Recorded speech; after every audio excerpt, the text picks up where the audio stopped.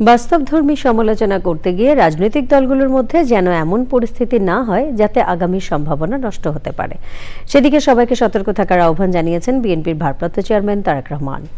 রাজধানীর গুলশানে এনডিএম-এর ইফতার পার্টিতে ভার্চুয়ালি যুক্ত হয়ে তিনি আরও বলেন, শুধু নির্বাচন ও সংস্কারের দিকে গুরুত্ব দিলে হবে না, পাশাপাশি জনগণের কথা চিন্তা করে দেশে বাস্তবমুখী সংস্কার প্রস্তাবনা তুলে ধরতে হবে। মইনুল হাসান জানাচ্ছেন। বিভিন্ন রাজনৈতিক দল এবং নাগরিক সমাজের নেতৃবৃন্দের সম্মানে জাতীয়তাবাদী গণতান্ত্রিক আন্দোলন এনডিএম রাজধানীর শুটিং ক্লাবে ইফতার ও দোয়া মাহফিলের আয়োজন করে।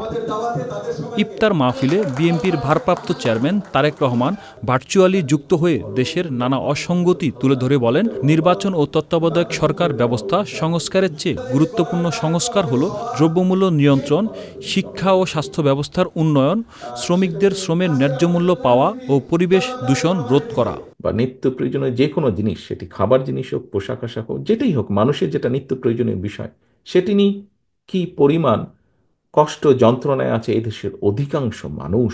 আমরা কেন রাজনৈতিক দলগুলো ডিবেট করছি না যে জনগণের রায় আমার পক্ষে আসলে আমি কিভাবে এই ব্যবস্থাটিকে হ্যান্ডেল করব। তিনি বলেন, ক্ষমতায় গেলে দেশের মানুষের সমস্যার সমাধান কিভাবে করতে হবে তা নিয়ে রাজনৈতিক দলগুলোকে আলোচনা করতে হবে। রাজনৈতিক দলগুলো চিকিৎসা ব্যবস্থা কিভাবে, জনগণের মিনিমাম চিকিৎসা ব্যবস্থা আমরা নিশ্চিত করব, সেই বিষয়গুলো কেন আমরা তুলে ধরছি না। সেটি কি সংস্কার নয়, শুধু ডিবেট নয়, প্রত্যেকটি দলের পক্ষ থেকে একটি কর্ম পরিকল্পনা থাকা উচিত যে আমরা কি ধরনের শিক্ষা ব্যবস্থা। আমরা বলি অনেক সময় বক্তব্যের মধ্যে বলি উৎপাদনমুখী শিক্ষা ব্যবস্থা। ফাইন, যদি উৎপাদনমুখী শিক্ষা ব্যবস্থা হয়ে থাকে তাহলে সেটি কি আর একটু ডিটেইল আমাদেরকে করা উচিত।